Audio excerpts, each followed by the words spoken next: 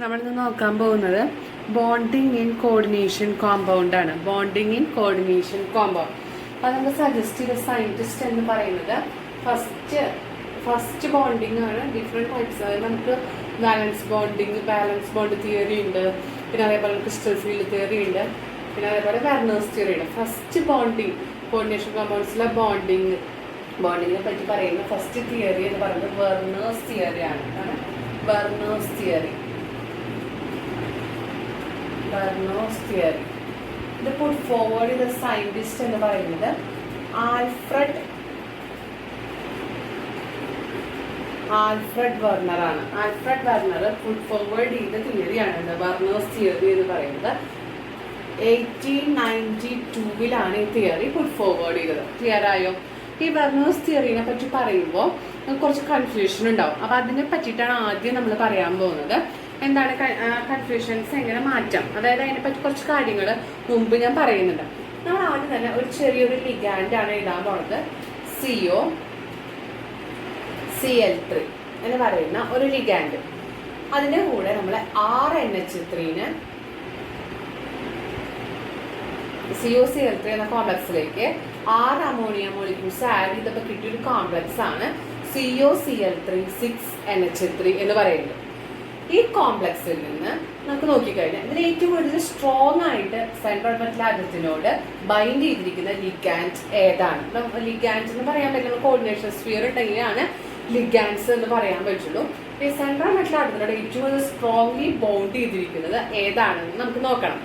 അതിനുവേണ്ടി നമ്മൾ എന്ത് ചെയ്യാന്ന് വെച്ച് കഴിഞ്ഞാൽ സിൽവർ നൈട്രേറ്റ് ആഡ് ചെയ്യാണ്. നമ്മൾ പൊതുവെ ഇതില് ലാബുകളിലൊക്കെ കാണപ്പെടുന്ന ഒരു റിയേജന്റ് ആണ് സിൽവർ നൈട്രേറ്റ്, AgNO3. AgNO3 ഏറ്റവും കൂടുതൽ അഫിനിറ്റി ക്ലോറിനോടാണ്. ഓക്കെ, ഇതിൽ അമോണിയോട് റിയാക്ട് ചെയ്യും. അപ്പോൾ ഈ സിൽവർ നൈട്രേറ്റ് ആഡ് ചെയ്തപ്പോൾ നമുക്ക് ഒരു വൈറ്റ് പ്രസിപ്പിറ്റേറ്റ് കിട്ടും. എന്ത് കിട്ടും? White precipitate. അതായത് വൈറ്റ് പ്രസിപ്പിറ്റേറ്റ് എന്ന് പറഞ്ഞു കഴിഞ്ഞാൽ സിൽവർ ക്ലോറൈഡ് ആണ് അവിടെ ഫോം ചെയ്തിരിക്കുന്നത്. സിൽവർ ക്ലോറൈഡ് ആദ്യം തന്നെ ഈ വെർണേഴ്സ് തിയറി പറയുമ്പോൾ ഒരു ചെറിയ റിയാക്ഷനാണ് പറയുന്നത്. നമ്മുടെ ഒരു കോംപ്ലക്സ് കോർഡിനേഷൻ സ്ഫിയർ ഒന്നും ഞാൻ കാണിച്ചിട്ടില്ല. COCl3 ആയിരുന്നു, അതിൻ്റെ കൂടെ അമോണിയ നമ്മൾ ആഡ് ചെയ്തു. അപ്പോൾ നമുക്ക് COCl3 6NH3 ഉള്ള ഒരു കോമ്പൗണ്ട് കിട്ടി. ആ കോമ്പൗണ്ടിലേക്ക് സിൽവർ നൈട്രേറ്റ് ആഡ് ചെയ്തപ്പോൾ നമുക്ക് സിൽവർ ക്ലോറൈഡ് എന്ന് പറഞ്ഞ ഒരു വൈറ്റ് പ്രസിപ്പിറ്റേറ്റ് ഉണ്ടായി. ഇവിടെ കിട്ടിയത് 3 മോള് സിൽവർ ക്ലോറൈഡ് ആണ്. കാരണം 3 മോൾ 3 മോൾ സിൽവർ ക്ലോറൈഡ് ആണ്. അതിന് നമുക്ക് എന്ത് മനസ്സിലാക്കാന്ന് വെച്ച് കഴിഞ്ഞാൽ ഈ 3 ക്ലോറിനും ഇവിടെ നിന്ന് പെട്ടെന്ന് തന്നെ സിൽവറിന്റെ കൂടെ പോയി സിൽവർ ക്ലോറൈഡ് ആയിട്ട് മാറി. ഇവിടുത്തെ 3 ക്ലോറിൻ, അതായത് ഇതില് ഏറ്റവും കൂടുതൽ സ്ട്രോങ് ആയിട്ട് ബോണ്ട് ചെയ്തേക്കുന്നത് അമോണിയാണ്. ക്ലോറിൻ എന്ന് പറയുന്നത് പെട്ടെന്ന് തന്നെ, അതായത് ഒരു ചെറിയ റിയേജന്റ് ആയ സിൽവർ നൈട്രേറ്റ് ആഡ് ചെയ്തപ്പോൾ പെട്ടെന്ന് തന്നെ ഈ കൊബാൾട്ട് ആയിട്ടുള്ള ബോണ്ട് ഡിസോസിയേറ്റ് ചെയ്ത് സിൽവറിന്റെ കൂടെ പോയി. ഇവരെന്തായിട്ട് മാറി? സിൽവർ ക്ലോറൈഡ് ആയിട്ട് മാറി. 3 മോൾ ഉണ്ടായപ്പോൾ ഈ 3 ക്ലോറിനും എന്ത് ചെയ്തിട്ടുണ്ട്? സിൽവർ ക്ലോറൈഡ് ആയിട്ട് മാറിയിട്ടുണ്ട്. അപ്പൊ ഇതെന്ന് നമുക്ക് മനസ്സിലായി അമോണിയാണ് കൊബാൾട്ടിനോട് എന്താണ് ഏറ്റവും കൂടുതലായിട്ട് ബോണ്ട് ചെയ്തിരിക്കുന്നത്. ക്ലോറിൻ എന്ന് പറയുന്നത് പെട്ടെന്ന് അയോണൈസബിൾ ആണ്. അയോണൈസബിൾ എന്ന് പറഞ്ഞാൽ എന്താണ്? പെട്ടെന്ന് തന്നെ വേറൊരാൾ വന്ന് വിളിച്ചപ്പോൾ കൂടെ പോകാനായിട്ടുള്ള എബിലിറ്റി ഉള്ളവരാണ്. അതായത് പെട്ടെന്ന് അയോണൈസ് ചെയ്ത് പോകുന്നവരാണ്. ഇപ്പൊ നമ്മൾ NaClന്റെ കേസ് പറയുകയാണെങ്കിൽ വെള്ളം കണ്ടാൽ, അതായത് വാട്ടറിന്റെ പ്രസൻസിൽ ഉടൻ തന്നെ എന്തായിട്ട് മാറും? Na+Cl- ആയിട്ട് മാറും. അതായത് NaCl എന്ന് പറഞ്ഞാൽ അയോണൈസബിൾ ആണ്. അതുപോലെ തന്നെയാണ് ഈ കോമ്പൗണ്ടിൽ ഇത് അമോണിയ കൊബാൾട്ടിനോട് സ്ട്രോങ് ആയിട്ട് ലിങ്ക് ചെയ്തുകൊണ്ട് പെട്ടെന്ന് തന്നെ അതെന്ത് ചെയ്യില്ല? വേറെ ഒരു റിയേജന്റ് ആയിട്ട് റിയാക്ട് ചെയ്യില്ല. ക്ലോറിൻ ഇവിടെ വീക്ക് ആയിട്ടാണ് ബോണ്ട് ചെയ്തിരിക്കുന്നത്. അതായത് ഇവര് പെട്ടെന്ന് ക്ലോറിൻ എന്ന് പറയുന്നത് അയോണൈസബിൾ പാർട്ടാണ്. ക്ലോറിൻ എന്ന് പറയുന്നത് എന്താണ്? അയോണൈസബിൾ പാർട്ടാണ്. പെട്ടെന്ന് തന്നെ അത് അയോണായിട്ട് വേർതിരിഞ്ഞ് വേറൊരു കോമ്പൗണ്ടിന്റെ കൂടെ പോയി വേറൊരു മോളിക്യൂള് ഫോം ചെയ്തു. ഓക്കെ, പക്ഷെ അമോണിയ എന്ന് പറയുന്നത് എന്താണ്? നോൺ അയോണൈസബിൾ പാർട്ടാണ്. ഇതാദ്യം പറയാൻ കാരണം വെർണേഴ്സ് തിയറി പറയുന്നതിന് മുമ്പ് നമുക്ക് ഈ കാര്യങ്ങൾ അറിഞ്ഞാൽ മാത്രമേ നമുക്കത് പറയാൻ പറ്റുള്ളൂ. അപ്പൊ കാര്യം മനസ്സിലായല്ലോ. എന്താണ് അയണൈസബിൾ, എന്താണ് നോൺ അയണൈസബിൾ? നോൺ അയണൈസബിൾ എന്ന് പറഞ്ഞാൽ പെട്ടെന്ന് തന്നെ അത് സ്ട്രോങ്ലി മെറ്റലാറ്റോട് സ്ട്രോങ് ആയിട്ട് ബോണ്ട് ചെയ്തവരാണ് നോൺ അയണൈസബിൾ എന്ന് പറയുന്നത്. വീക്കായിട്ട് ബോണ്ട് ചെയ്തവരാണ് അയണൈസബിൾ എന്ന് പറയുന്നത്. അത് വേറൊരു റിയേജന്റ് ആഡ് ചെയ്യുമ്പോൾ പെട്ടെന്ന് തന്നെ അവരായിട്ട് റിയാക്ട് ചെയ്ത് ആ കോമ്പൗണ്ടിൽ നിന്ന് അത് പോകും. അതിനാണുള്ള അയോണൈസബിൾ എന്ന് പറയുന്നത്. ഈ കാര്യം മനസ്സിലായാൽ നമ്മൾ വെർണേഴ്സ് തിയറിയിലേക്ക് കടക്കാൻ പോവാണ്. വെർണേഴ്സ് തിയറി പറയുന്നത്, അതായത് ഒരു കോർഡിനേഷൻ കോംപ്ലക്സിൽ 2 ടൈപ്പ് ബാലൻസീസ് ഉണ്ടെന്നാണ് പറയുന്നത്. ആദ്യം തന്നെ വെർണർ പറയുന്നത് എന്താണ്, ഒരു കോർഡിനേഷൻ കോമ്പൗണ്ടില് 2 ടൈപ്പ് ബാലൻസി ഉണ്ട്. ഒരു കോർഡിനേഷൻ കോമ്പൗണ്ടിൽ എന്താണുള്ളത്, കോർഡിനേഷൻ കോമ്പൗണ്ടില് 2 ടൈപ്പ് വാലൻസി ആണുള്ളത്.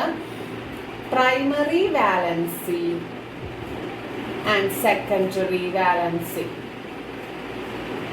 ഓക്കെ, ഒരു കോർഡിനേഷൻ കോമ്പൗണ്ട് എന്ന് പറയുമ്പോൾ അതിൽ പ്രൈമറി വാലൻസിയും സെക്കൻഡറി വാലൻസിയും ഉണ്ടെന്നാണ് ആര് പറയുന്നത്, വെർണർ പറയുന്നത്. അപ്പൊ വെർണേഴ്സിൽ ഈ പ്രൈമറി വാലൻസി എന്താണ് സെക്കൻഡറി വാലൻസി എന്നാണ് നമ്മൾ ഇനി നോക്കാൻ പോകുന്നത്.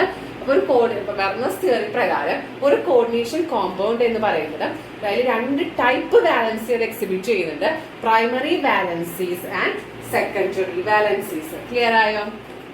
ഇനി എന്താണ് പ്രൈമറി വാലൻസി, എന്താണ് സെക്കൻഡറി വാലൻസി എന്ന് ഞാൻ പറഞ്ഞുതരാം. Primary valency, secondary valency. Okay, ഒരു കോളമായിട്ട് തിരിക്കാം എളുപ്പത്തിന്.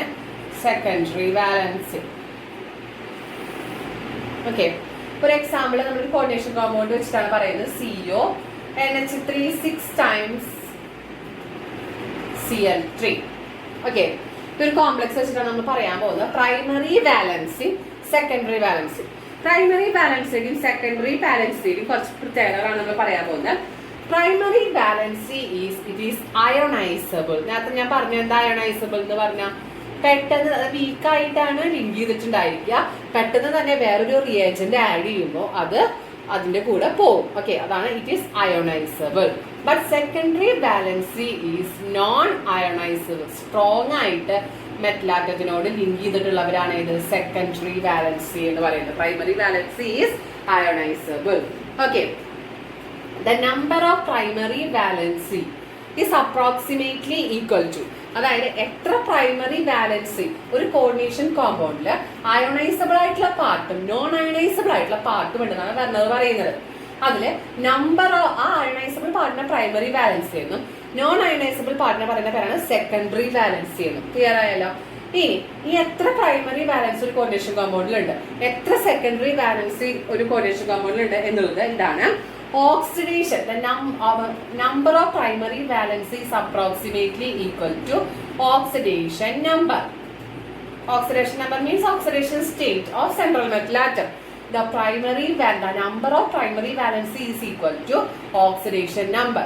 Then number of secondary valency, ഒരു കോർഡിനേഷൻ കോംപ്ലക്സിൽ സെക്കൻഡറി വാലൻസി കിട്ടുന്നത് കോർഡിനേഷൻ നമ്പർ. എന്താണ് കോർഡിനേഷൻ നമ്പർ? ക്ലിയർ ആയോ? Coordination number. ഓക്കെ, ദെൻ അടുത്തപ്പോൾ നമുക്ക് മനസ്സിലായി പ്രൈമറി ഒരു കോംപ്ലക്സില് പ്രൈമറി വാലൻസി എന്ന് പറയുന്നത് എത്ര പ്രൈമറി വാലൻസി നമുക്ക് എങ്ങനെ കണ്ടുപിടിക്കാം, ഓക്സിഡേഷൻ നമ്പറിൽ നിന്ന് നമുക്ക് മനസ്സിലാവും.